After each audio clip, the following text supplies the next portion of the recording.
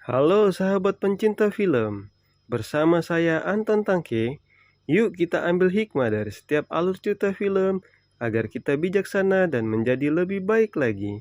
Inilah alur cerita film The Woman King. Film ini dirilis tahun 2022.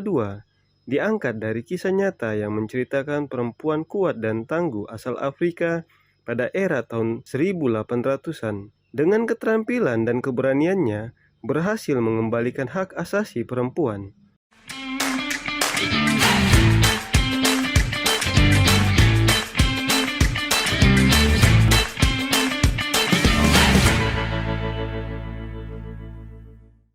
Kisah ini berasal dari Afrika tahun 1800-an, tepatnya di kerajaan Dahomey.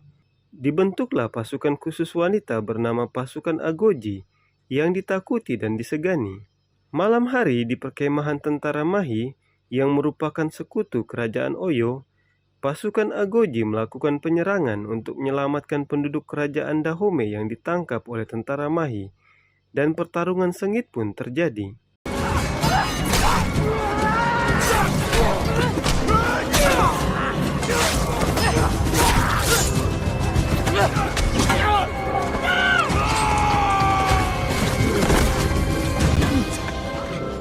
Pasukan Agoji berhasil memenangkan pertarungan itu dan menyelamatkan penduduk Dahomey.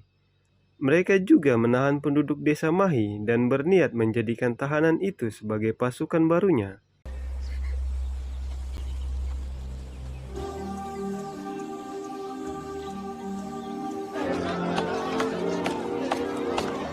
Kemudian kita diperkenalkan dengan seorang gadis bernama Nawi yang merupakan warga kerajaan Dahomey. Nawi dipaksa oleh kedua orang tuanya untuk menikah dengan lelaki tua yang kaya namun bersifat kasar. Kedua orang tua Nawi hanya bisa terdiam ketika Nawi anaknya ditampar oleh pria kaya itu. Nawi yang tidak terima kemudian mendorong pria sombong itu hingga terjatuh. Ayahnya yang kesal karena Nawi tidak jadi menikah dengan pria kaya, kemudian membawa Nawi ke istana dan menyerahkan Nawi agar dijadikan tentara kerajaan Dahomey. Mereka kemudian dihampiri oleh seorang Agoji bernama Isogi. Isogi kemudian membawa Nawi ke dalam istana untuk ikut dalam seleksi perekrutan pasukan Agoji. Nawi kemudian digabungkan bersama peserta rekrutan yang lain.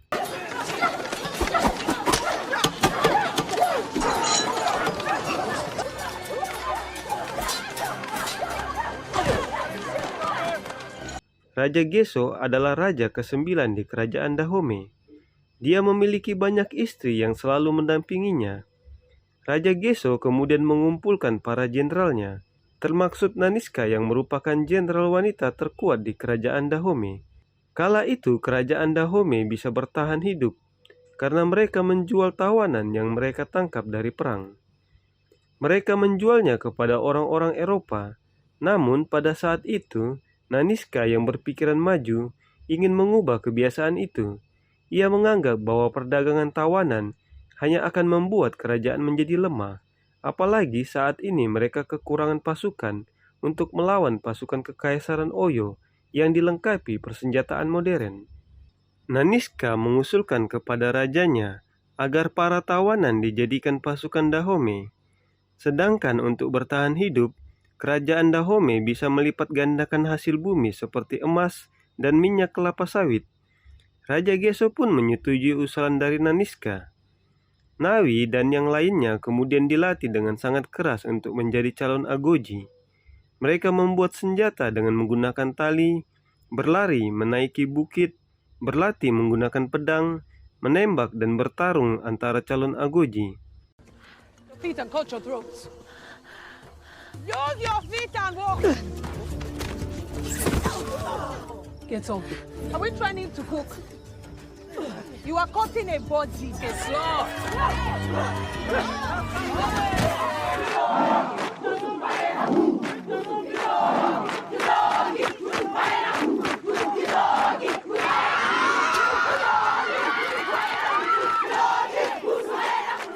Nawi yang sering membuat ulah dan melanggar peraturan melakukan itu hanya karena ingin mencari perhatian dari para tentara Agoji. seperti di saat para tentara Agoji mempraktekkan tata cara menebas leher dengan boneka patung tali sebagai objeknya. Nawi yang iseng bersama teman-temannya menambahkan bubuk mesiu pada leher patung tersebut agar terjadi ledakan saat ditebas. Karena keisengan itu, mereka pun mendapatkan hukuman. Namun Nawi mengatakan agar dirinya saja yang dihukum, karena itu adalah idenya. Naniska juga menghukum Nawi karena telah menggoda pria saat berlatih bersama, di mana hal itu melanggar aturan. Namun Nawi mengatakan, apa salahnya seorang Agoji memiliki keluarga? Mendengar hal itu, Naniska naik pitam, sehingga memarahi Nawi dan sempat ingin mengeluarkan Nawi dari pasukan Agoji. Namun Nawi memohon agar dirinya tidak dikeluarkan. Ia sangat ingin menjadi seorang pasukan Agoji.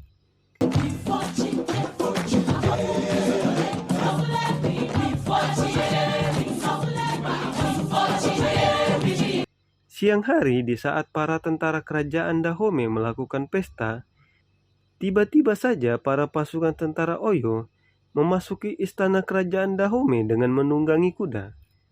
Naniska yang melihat jenderal kerajaan Oyo membuka penutup wajahnya, ia seketika terdiam dan mengingat masa mudanya yang suram. Ketika ia dinodai oleh jenderal tersebut, kedatangan tentara Oyo ternyata hanya untuk meminta upeti, yaitu 40 Agoji muda. Jika Raja Geso menolak, maka tentara Oyo akan memblokir pelabuhan di Oida agar kerajaan Dahomey tidak bisa lagi berdagang. Sebenarnya pelabuhan Oida adalah bagian dari kerajaan Dahomey. Namun dengan keserakaan kerajaan Oyo mengambil kendali atas pelabuhan Oida. Raja Geso kemudian melakukan penawaran. Ia akan menyetujuinya, namun dengan upeti 20 Agoji muda saja yang akan diantarkan ke pelabuhan Oida. Jenderal tentara Oyo pun menyetujuinya dan pergi meninggalkan tempat itu.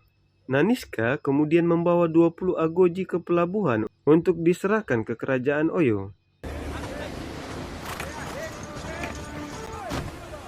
Di sana Raja Oba yang merupakan raja dari kerajaan Oyo sangat merendahkan kerajaan Dahomey. Namun Naniska dengan sabar menjawab dan memberitahukan bahwa bukan tentara Agoji lah yang akan ia jadikan upeti. Kemudian Naniska menendang keranjang besar yang ia bawa, dan ternyata upeti yang kerajaan Dahomey berikan adalah kepala para pasukan tentara Oyo itu sendiri. Hal itu berarti kerajaan Dahomey tidak mau menyerahkan pasukan Agoji mereka dan menyatakan kalau perang telah dimulai. Dan terjadilah pertempuran di antara mereka. Karena jumlah pasukan kerajaan Oyo lebih banyak dan perlengkapan senjata yang lebih baik, akhirnya tentara Agoji harus melarikan diri dan berhasil selamat. Di keesokan hari, bangsa Eropa yaitu Kapten Santo dan Kapten Malik memasuki kerajaan Dahomey. Mereka disambut hangat oleh Raja Geso. Kedatangannya hanya untuk mengenang mendiang Ibu Malik yang berasal dari kerajaan Dahomey, dan mereka juga memberikan hadiah berupa pedang untuk Raja Geso. Raja menerimanya dengan bahagia dan menyuruh mereka tetap tinggal beberapa hari untuk menyaksikan ujian akhir para calon Agoji. Bangsa Eropa adalah bangsa yang netral, karena mereka ingin membangun hubungan dagang dengan semua kerajaan, sehingga mereka bisa akur dengan kedua kubu, kerajaan Dahomey dan kerajaan Oyo.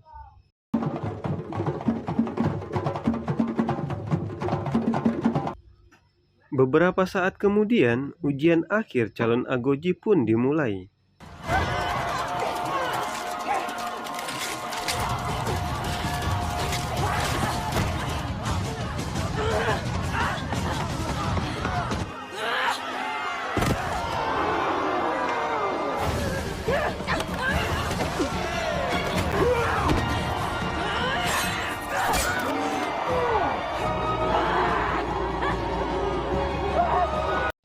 Lomba itu berhasil dimenangkan oleh Nawi, di mana ia mendapat hadiah persembahan berupa parang dari sang raja.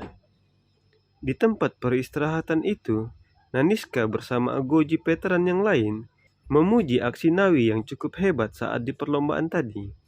Ketika melihat luka di tubuh Nawi, Naniska kemudian bertanya tentang benjolan yang berada di bahu kirinya. Nawi menjelaskan kalau luka itu sudah ada sejak ayahnya mengambil Nawi di panti asuhan, yang berarti sebenarnya Nawi adalah anak yatim piatu yang tak tahu anak siapa. Mendengar itu, Naniska kemudian tercengang, menatap lembut pada Nawi. Naniska lalu menceritakan masa muda kelamnya, bahwa ia pernah diperkosa oleh musuhnya sendiri, yaitu Jenderal Oyo yang bernama Oba, hingga Naniska hamil dan harus melahirkan dalam hutan sendirian. Tapi untung saja ada Amanji yang membantunya dan Naniska melukai bayi tersebut pada lengannya. Lalu ia tancapkan gigi hiu sebagai tanda lahir yang sengaja dia buat. Bayi tersebut lalu dibuang oleh Amanji atas perintah Naniska. Nawi terdiam dan merasa tidak mungkin jika bayi tersebut adalah dirinya sendiri. Naniska pun lalu mencongkel tanda benjolan luka pada lengan Nawi. Dan benar saja luka tersebut terdapat gigi hiu di dalamnya. Itu berarti jika Nawi adalah anak kandung dari Naniska. Menghadapi kenyataan itu, Nawi sambil menangis pergi dari tempat itu.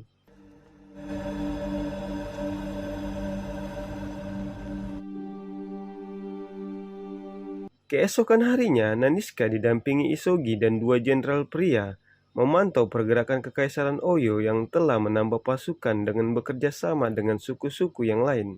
Sadar kalau hal itu membuat pasukannya kalah jumlah, ia pun berencana menyerang secara diam-diam dan memasang beberapa peledak di tempat tinggal pasukan Oyo.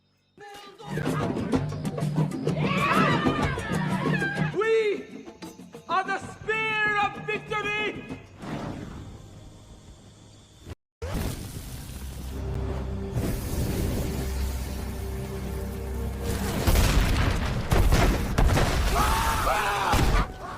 Benar saja serangan itu membuat pasukan Oyo ketar-ketir dan aksi pertarungan epik pun tak terelakkan.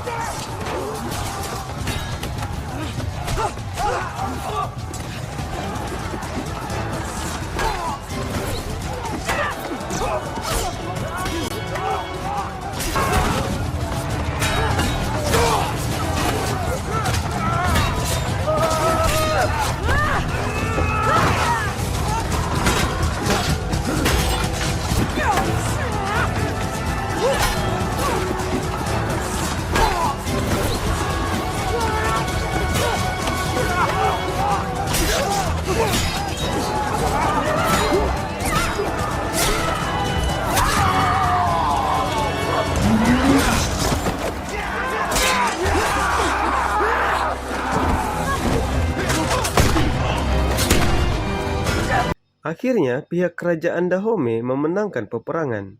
Tentara Oyo yang masih tersisa dipaksa mundur dan kabur menunggangi kuda. Namun sayangnya tentara Oyo berhasil menculik beberapa tentara Agoji yang tak sadarkan diri, termaksud Nawi. Di perjalanan, Nawi tersadar. Ia melihat beberapa tentara Agoji dan temannya bernama Asap yang baru tersadar. Nawi menyuruh temannya itu untuk kabur menjatuhkan diri dari gerobak kuda tersebut. Asap berhasil menyelamatkan diri dan ia bergegas pulang ke kerajaan Dahome untuk melaporkan penculikan tersebut.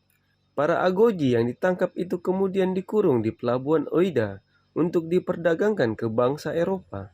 Naniska yang akan menyelamatkan para tentara Agoji tidak diberi izin oleh Raja Geso, karena rencananya besok hari kerajaan Dahome akan mengadakan pengangkatan ratu, yaitu Naniska yang akan diangkat menjadi ratu yang ditunjuk langsung oleh Raja Gezo.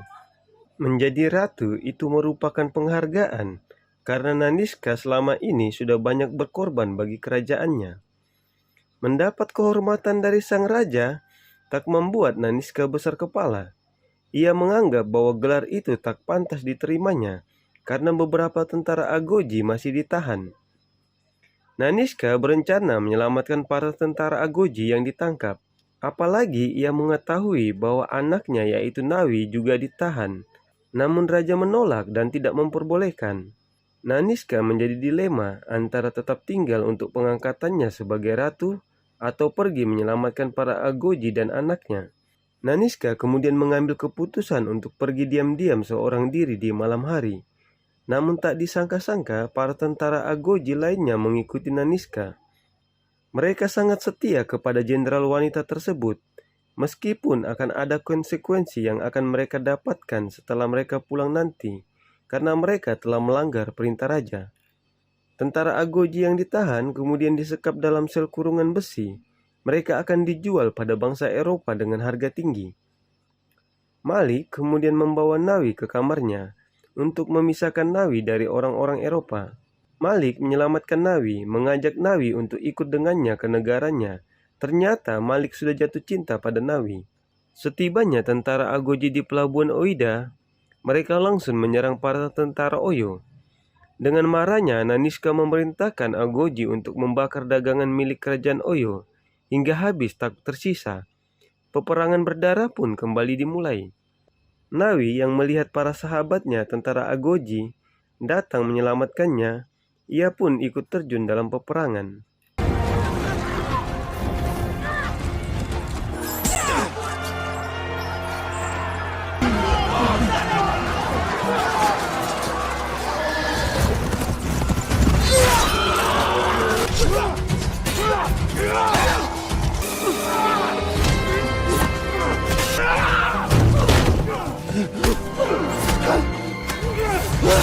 Akhirnya Naniska berhasil membunuh Oba Jenderal Oyo. Ia sangat lega bisa membalaskan dendam masa lalunya, dan peperangan pun kembali dimenangkan oleh kerajaan Dahomey. Akhirnya Kekaisaran Oyo benar-benar dikalahkan, dan orang-orang Eropa pun pergi dari Afrika termasuk Malik yang berpisah dengan Nawi. Istana yang kala itu sedang mengadakan perayaan, kemudian menyambut pasukan Agoji yang berhasil mengalahkan Kekaisaran Oyo. Naniska berniat mengundurkan diri dari jabatannya sebagai ratu, karena telah pergi tanpa izin dari Raja Geso. Namun keberhasilan Naniska mengalahkan tentara Oyo membuat Raja Geso tidak mempermasalahkan pelanggaran yang dilakukan Naniska. Ia tetap menjadikan Naniska sebagai ratu, yang membuat semua orang bergembira.